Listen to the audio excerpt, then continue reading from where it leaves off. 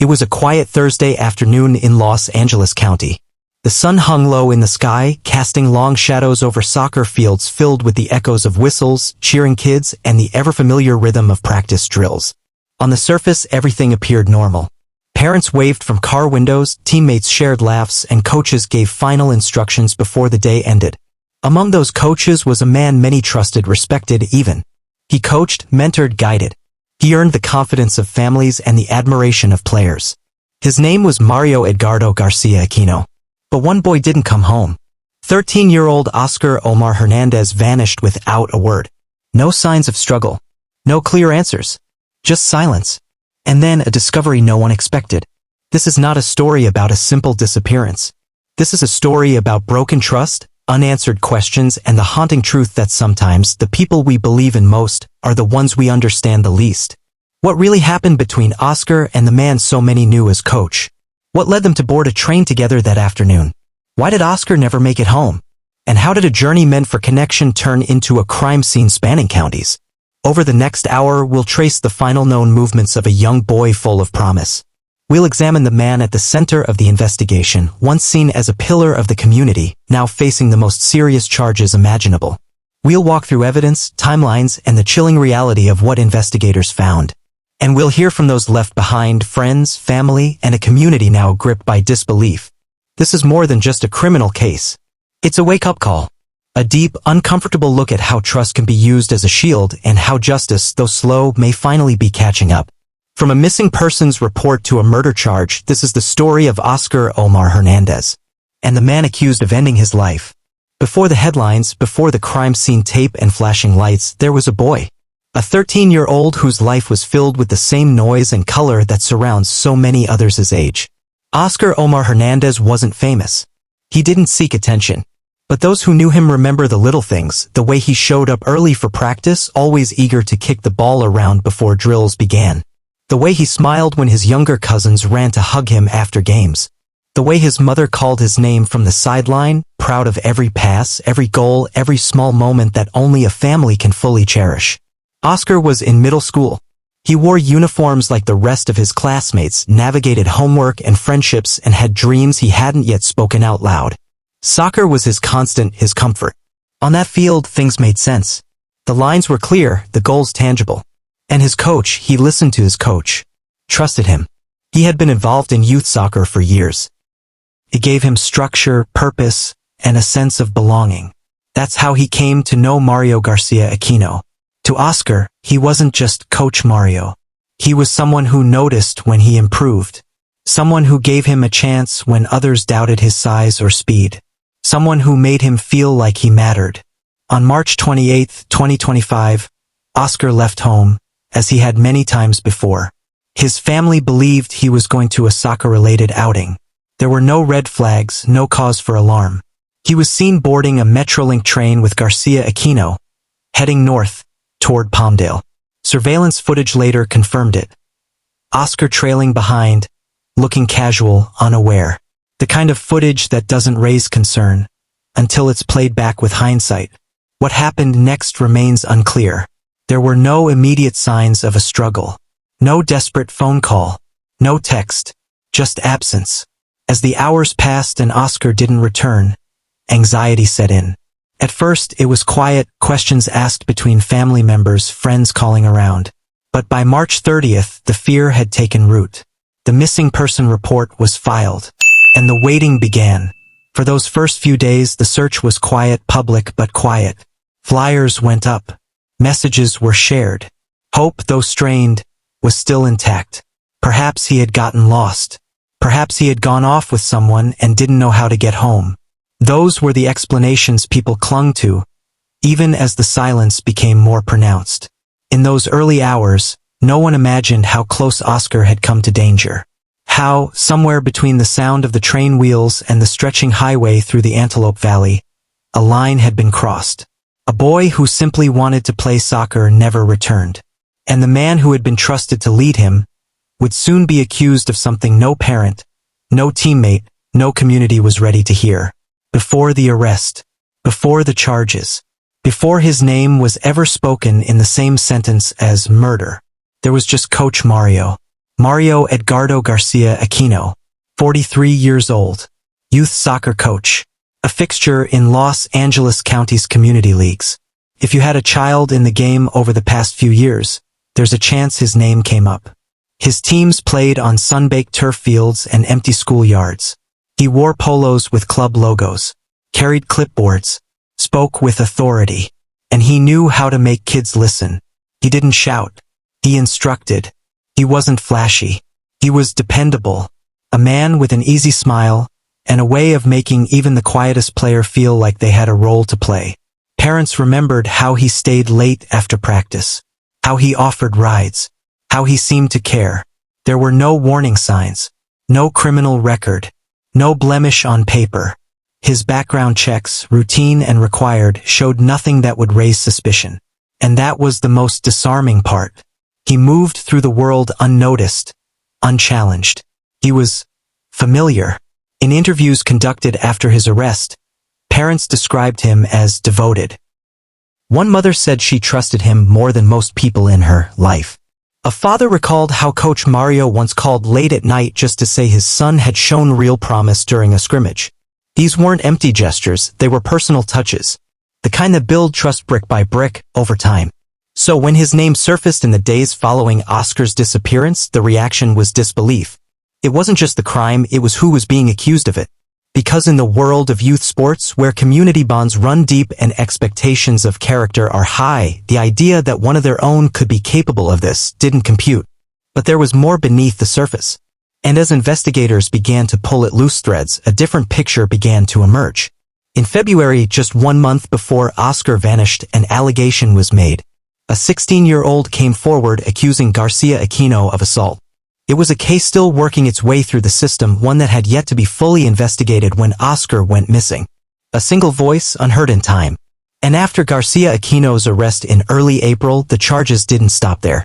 As the investigation deepened, so did the questions. Other allegations surfaced, claims of sexual abuse separate from Oscar's case.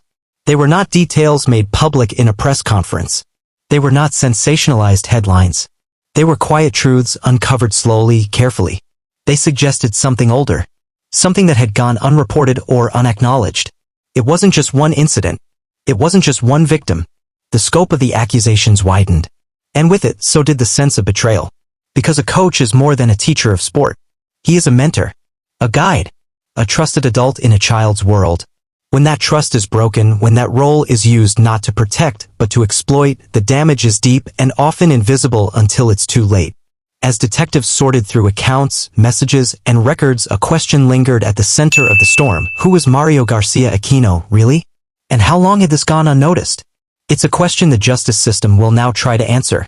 But for those who once shook his hand, entrusted him with their children, and believed in the version of him they thought they knew, the truth, whatever it is, may come with a cost no courtroom can measure. March 28, 2025. It was a Friday. Ordinary in every way. For most, the weekend was just beginning, errands to run, dinners to plan, games to play. For Oscar, it was supposed to be a simple trip. One train ride.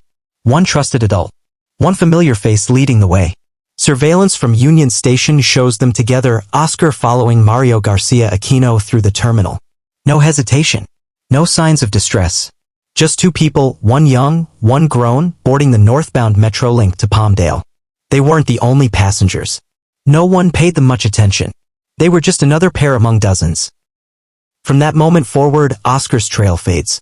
When he didn't return home that evening, his family called friends, texted his teammates, searched nearby areas. At first, there was no reason to panic. Maybe he stayed late. Maybe there was a change of plans. But as night turned to morning and no word came, the concern hardened into dread. March 30th. 2 days later, the missing person report was filed. By then, the family's worry had become desperate. Flyers were printed and passed out. Calls were made to hospitals. Local fields were checked. Coaches were contacted. And Mario Garcia Aquino quietly told authorities that Oscar had gone off on his own. That was his story.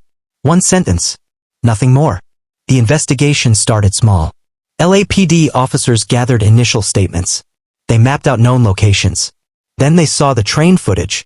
Oscar, Garcia Aquino. Together, traveling toward Palmdale. Only one of them returned. That's when the case shifted. The Los Angeles Sheriff's Department stepped in. Detectives pulled additional footage from stations along the route. They began to backtrack the hours between arrival and silence. And then they reached out to the FBI. This wasn't just a missing child case anymore. This was a search against the clock. Investigators worked methodically. They re-interviewed witnesses, reviewed camera footage from businesses near the Palmdale station. They searched the coach's known addresses. They canvassed areas along the route. And they kept returning to the same truth. Oscar never left Palmdale on his own. There was no record of a return train. No rideshare. No calls made from his phone. Then, on April 2nd, the search ended. In Oxnard, more than 50 miles from where Oscar was last seen, a body was discovered. Dumped. Abandoned. Alone. The coroner later confirmed what the family already feared. It was Oscar, the boy who never made it home. Identified by fingerprints. Found far from the field where he once played. His life was cut short. The timeline was finally coming into focus, but so was something else. Mario Garcia Aquino was nowhere to be found. His phone was off. His apartment quiet. Detectives tracked his movements, piecing together fragments of the days following Oscar's disappearance. And they moved quickly. Shortly after Oscar's body was found, Garcia Aquino was arrested. He did not resist. There were no attempts to flee. No grand denial. Just silence. And then lawyers. Behind the scenes, law enforcement combed through every possible clue. Forensics teams analyzed physical evidence. DNA samples were cross-checked. Oscar's clothes, belongings, and surroundings were examined in detail. And they began to uncover more. Items linked to the coach. Traces that prosecutors would later argue placed him not just with Oscar, but at the heart of what had happened. Meanwhile, the community responded. Parents organized vigils. Young players wore black armbands.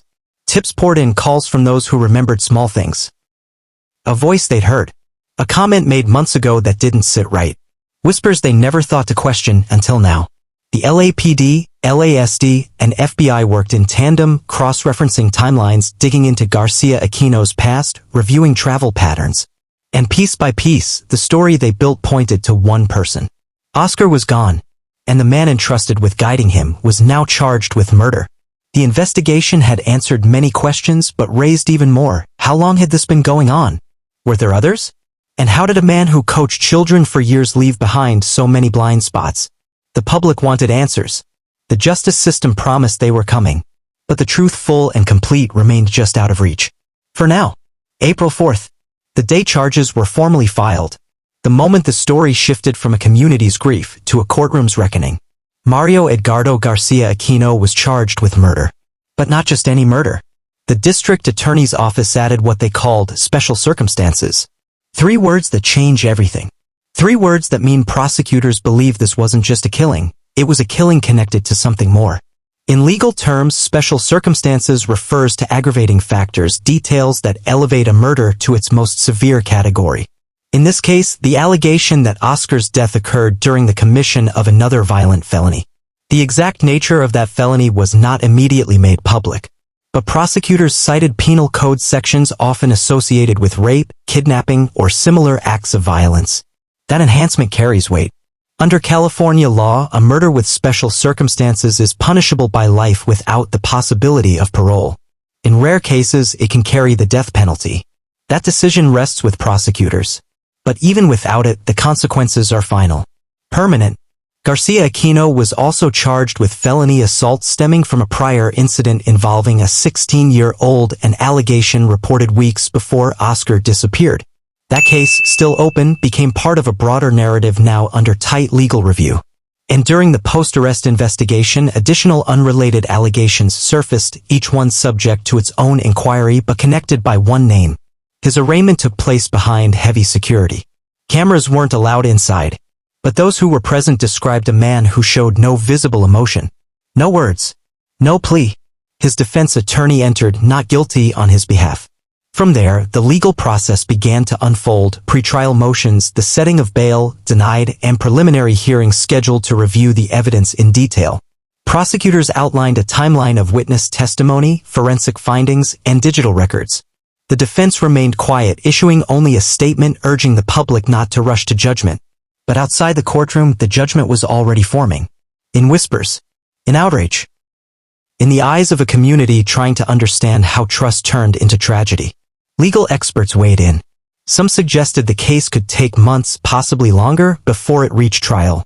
Others speculated whether Garcia Aquino's defense team would push for a plea deal. But with special circumstances attached, that path grows narrow.